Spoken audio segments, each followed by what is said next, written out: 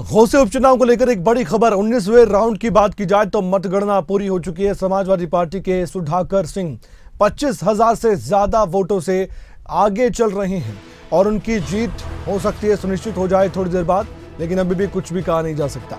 Samajwadi party के सुधाकर सिंह को अभी तक 74,946 वोट मिल चुके थे। अभी मतगणना आगे भी जारी है।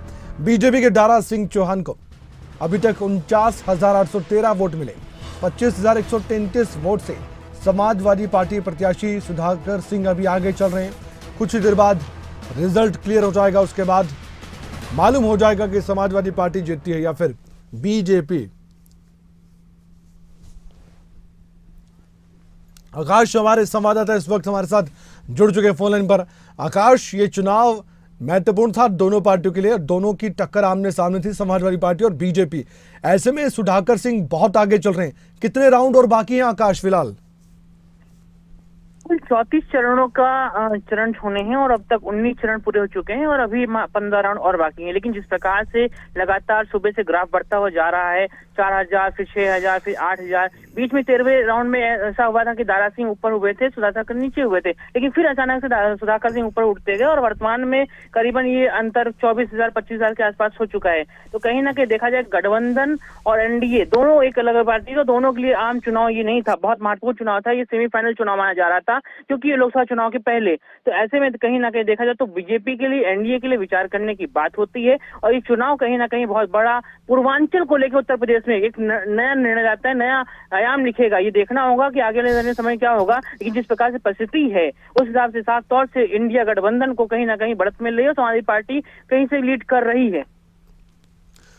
आपने कहा कि अभी और भी राउंड बाकी है, तो हम ये मानकर चले कि अभी भी कुछ भी हो सकता है या फिर सुधाकर की लीड इतनी ज्यादा है कि अभी बहुत ज्यादा गैप हो गया है? देखिए, जो वोट परसेंटेज की बात की, करीबन 2 लाख वोट पड़े थे। 2 लाख वोट में करीबन 1 लाख के ऊपर वोटिंग की गिनती हो चुकी है। तो ये कहा जाना तो बहुत संभव नहीं है कि एनडीए बढ़त करेगी और वो जीत कर पाएगी। लेकिन फिलहाल जिस प्रकार से जो समीकरण है, जो चीजें देखने को मिल रही थी कि दारा सिंह वो नेता थे जो समाजवादी पार्टी में बीजेपी शामिल हुए थे, बीजेपी छोड़ के आए थे, कैबिनेट मंत्री पद छोड़ के आए थे, उसके बाद वो जाके फिर जाके बीजेपी में शामिल होते हैं और चुनाव लड़ते हैं। उसी सीट पे लड़ते हैं जहां से पहले विधायक थे और जिस प्रकार से जिनको हार का सामना करने को देखने को मिल रहा है। ये निर्णय तो शाम तक होगा कि कौन कितने वोटों से जीतेगा या हारेगा। लेकिन फिलहाल जो अभी परिस्थिति है, उन परिस्थितियों के अनुमान से कहीं ना कहीं बहुत बड़ा इंडिया को नुकसान है। और खास तौर से जिस प्रकार से ओम प्रकाश राजभर अभी शामिल होते हैं, संजय निषाद शामिल होते हैं, तो तमाम चीजें देखी जाए तो एनडीए के लिए एक विचार करने का बहुत बड़ा मंच हो गया है और ये चुनाव सेमीफाइनल का माना जा रहा था। तो ये कहीं ना कहीं ये भी है पूर्वांचल और लोकसभा के पहले पूर्वांचल के चुनाव को देखते हुए आने वाले समय में एनडीए को बहुत बड़ी विचार करने की बात है। और आकाश, एक बात बताइए, जो ये उपचुनाव था जिसका नतीजा अब आ रहा है, थोड़ी देर बाद तस्वीर साफ हो जाएगी, ये किसके साख का आपको सवाल लगता है? चाहे बड़े स्तर का नेता हो, चाहे वो यहाँ पर राज्य स्तर का नेता हो। देखिए, ये चुनाव आपने बात कही साख की, तो ये साख सबकी थी क्योंकि पूरा गठबंधन की बात की जाए तो उस गठबंधन के सिर्फ और सिर्फ कांग्रेस ने समर्थन दिया।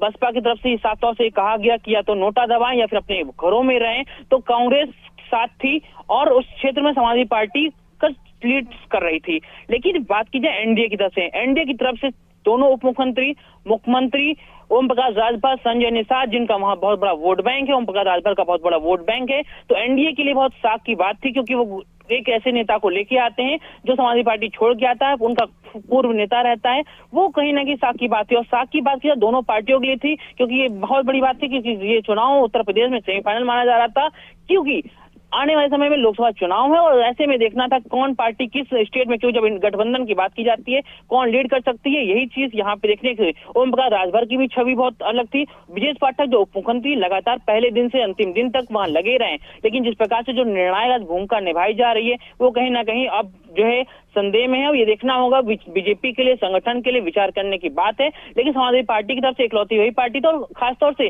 शिवपाल सिंह यादव के आने में समाजवादी पार्टी को कहीं ना कहीं ये देख कह सकते हैं कि उनके कद बड़ा है, उनका वोट बैंक बड़ा और शिवपाल सिंह यादव भी समाजवादी पार्टी की तरफ से लगातार जमीनी स्तर पर वहां पे प्रचार करते रहे हैं। तो इस बात की एक अंतिम सवाल है मेरा, आपने शिवपाल यादव का जिक्र किया है और भरोसा जीतने में कामयाब हुए शिवपाल यादव, अखिलेश यादव का?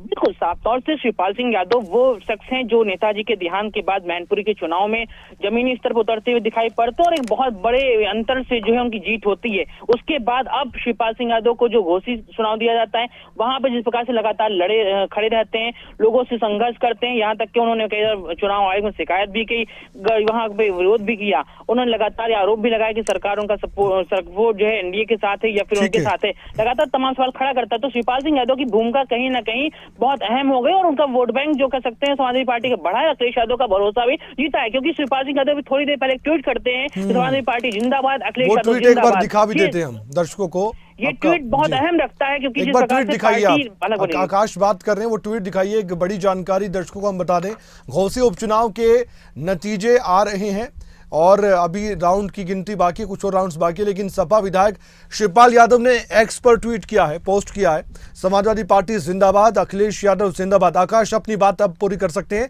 स्क्रीन पर ये ट्वीट हम दिखा रहे हैं। बिल्कुल साफ तौर से, क्योंकि ये देखिए जब समाजवादी पार्टी में कांग्रेस से गठबंधन होता है 2017 में, उसके बाद फिर शिवपाल सिंह यादव की नाराजगी लगातार बढ़ती जाती है।